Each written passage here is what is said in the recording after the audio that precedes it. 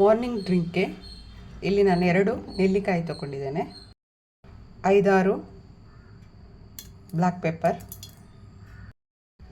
ಸ್ವಲ್ಪ ಉಪ್ಪು. ಇದಕ್ಕೀಗ ಸ್ವಲ್ಪ ನೀರು ಹಾಕಿ ರುಬ್ತಿದ್ದೇನೆ. ನೋಡಿ, ನಮ್ಮದು ಮಾರ್ನಿಂಗ್ ಡ್ರಿಂಕ್ ಈಸ್ ರೆಡಿ. ನೆಲ್ಲಿಕಾಯಿ ಜ್ಯೂಸ್. ಮಾರ್ನಿಂಗ್ ಬ್ರೇಕ್ಫಾಸ್ಟಿಗೆ ನಾವು ಕ್ರಿಸ್ಪಿಯಾಗಿ ದೋಸೆ ಮಾಡುವ.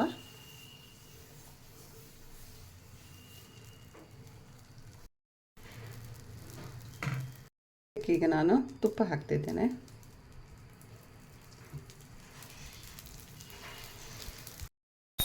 ನೋಡಿ, ನಮ್ಮ ದೋಸೆ ರೆಡಿ ಆಯಿತು.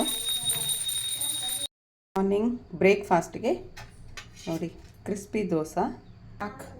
ಇವತ್ತು ನಾವು ಸಿಂಪಲ್ಲಾಗಿ ಒಂದು ಚಟ್ನಿ ಮಾಡ್ತಿದ್ದೇನೆ ಮಾರ್ನಿಂಗ್ ಬ್ರೇಕ್ಫಾಸ್ಟಿಗೆ. ನೋಡಿ, ಇಲ್ಲಿ ನಾನು ಕಾಯಿ ತುರಿ, ಈರುಳ್ಳಿ, ಒಂದು ಹಸಿಮೆಣಸು, ಆಮೇಲೆ ಟೊಮ್ಯಾಟೊ ಹಾಕಿದ್ದೇನೆ. ಸಿಂಪಲ್ಲಾಗಿ ಕಡಿಮೆ ಇಂಗ್ರೀಡಿಯೆಂಟ್ಸ್ ಹಾಕ್ಕೊಂಡು ಮಾಡುವಂಥ ಚಟ್ನಿ. ಮಕ್ಕಳು ಕೂಡ ತಿನ್ಬೋದು. ನೋಡಿ, ನಮ್ಮದು ಈಸಿ ಚಟ್ನಿ ರೆಡಿ ಆಯಿತು. ಇದಕ್ಕೀಗ ತೆಂಗಿನ ಎಣ್ಣೆಯಲ್ಲಿ ಬೆಳ್ಳುಳ್ಳಿ, ಸಾಸಿವೆ ಮತ್ತು ಮೆಣಸು ಹಾಕಿ ಒಗ್ಗರಣೆ ಹಾಕುವ. ಟೊಮ್ಯಾಟೊ ಚಟ್ನಿ. ನೋಡಿ, ನಮ್ಮ ಮಾರ್ನಿಂಗ್ ಬ್ರೇಕ್ಫಾಸ್ಟ್ ಈಸ್ ರೆಡಿ. ಇವತ್ತು ಸ್ನ್ಯಾಕ್ಸ್ ಬಾಕ್ಸ್ಗೆ ಆರೆಂಜ್, ಬನಾನಾ ಮತ್ತು ಸ್ವಲ್ಪ ಡ್ರೈ ಗ್ರೇಪ್ಸ್ ಹಾಕ್ತಿದ್ದೇನೆ.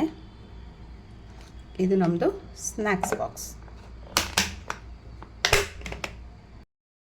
ಇವತ್ತು ಲಂಚ್ಗೆ ನೋಡಿ, ಇದು ಒಣಸಿಗಡಿ ಏನಿದೆ ಇದರದ್ದು ಚಟ್ನಿ ಮಾಡುವ. ಇದನ್ನು ಮೊದಲಿಗೆ ಇದಕ್ಕೆ ನೀರು ಹಾಕಿ ಚೆನ್ನಾಗಿ ತೊಳಿಬೇಕು. ಚೆನ್ನಾಗಿ ನೀರು ಹಾಕಿ ತೊಳೆದ್ಬಿಟ್ಟು ಇದನ್ನು ಸ್ವಲ್ಪ ಹೊತ್ತು ಇದರ ನೀರೆಲ್ಲ ಹೋಗೋ ಹಾಗೆ ಇದರಲ್ಲಿ ಹಾಕಿಡಿ. ಇದರಲ್ಲಿ ನೀರಿನ ಪಸೆ ಏನಿರಬಾರ್ದು. ನೋಡಿ, ಇಲ್ಲಿ ನಾನು ಮೊದಲಿಗೆ ಕಾಯಿ ತುರಿಯನ್ನು ಸ್ವಲ್ಪ ಫ್ರೈ ಮಾಡ್ತಿದ್ದೇನೆ.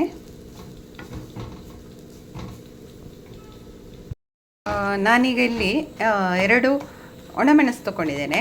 ಇದು ನಿಮಗೆ ಖಾರ ಎಷ್ಟು ಬೇಕೋ ಅಷ್ಟು ನೋಡ್ಕೊಂಡು ಹಾಕ್ಬೋದು. ನಾನಿಲ್ಲಿ ಸ್ವಲ್ಪ ಪ್ರಮಾಣದಲ್ಲಿ ಮಾಡ್ತಿರೋದ್ರಿಂದ 2 ಮೆಣಸು ತೊಗೊಂಡಿದ್ದೇನೆ. ಇದು ಬ್ಯಾಡಗಿ ಮೆಣಸು. ಇದಕ್ಕೇ ನಾವು ತೊಳೆದಿಟ್ಟಿರೋ ಸಿಗಡಿ ಮೀನನ್ನು ಹಾಕಿ ಇದನ್ನು ಕೂಡ ಅದರ ನೀರು ಹೋಗುವವರೆಗೂ ಸ್ವಲ್ಪ ಚೆನ್ನಾಗಿ ಫ್ರೈ ಮಾಡಿ.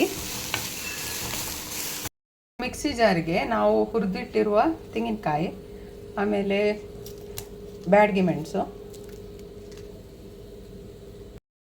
ಸಣ್ಣ ತುಂಡು ಹುಣಸೆ ಹುಳಿ, ಇದಕ್ಕೆ ನಾನು 4 ಎಸಳು ಬೆಳ್ಳುಳ್ಳಿ ಹಾಕ್ತಿದ್ದೇನೆ, ಸ್ವಲ್ಪ ಉಪ್ಪು, ಅರಶಿನ ಪೌಡರ್, ಫ್ರೈ ಮಾಡಿರೋ ಸ್ವಲ್ಪ ಒಣ ಮೀನೇನಿದೆ ಸಿಗಡಿ, ಇದನ್ನು ಸ್ವಲ್ಪ ಇದಕ್ಕೆ ಹಾಕಿ ನೀರು ಹಾಕದೆ ಪುಡಿ ಪುಡಿಯಾಗಿ ಮಿಕ್ಸರಲ್ಲಿ ಹಾಕಬೇಕು.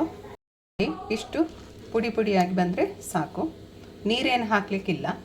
ಇವಾಗ ಇದಕ್ಕೆ ನಾನು ಫ್ರೈ ಮಾಡಿರೋ ಸಿಗಡಿ ಮೀನು ಹಾಕ್ತಿದ್ದೇನೆ. ಇದಕ್ಕೆ ಬೇರೆ ಯಾವುದೇ ಒಣ ಮೀನು ಕೂಡ ಹಾಕ್ಬೋದು. ನೋಡಿ, ಇಷ್ಟು ಮಿಕ್ಸ್ ಮಾಡಿದರೆ ಆಯಿತು.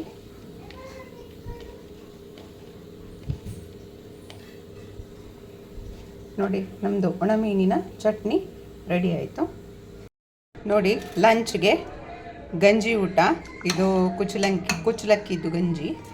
ನೋಡಿ, ಗಂಜಿ ಊಟ.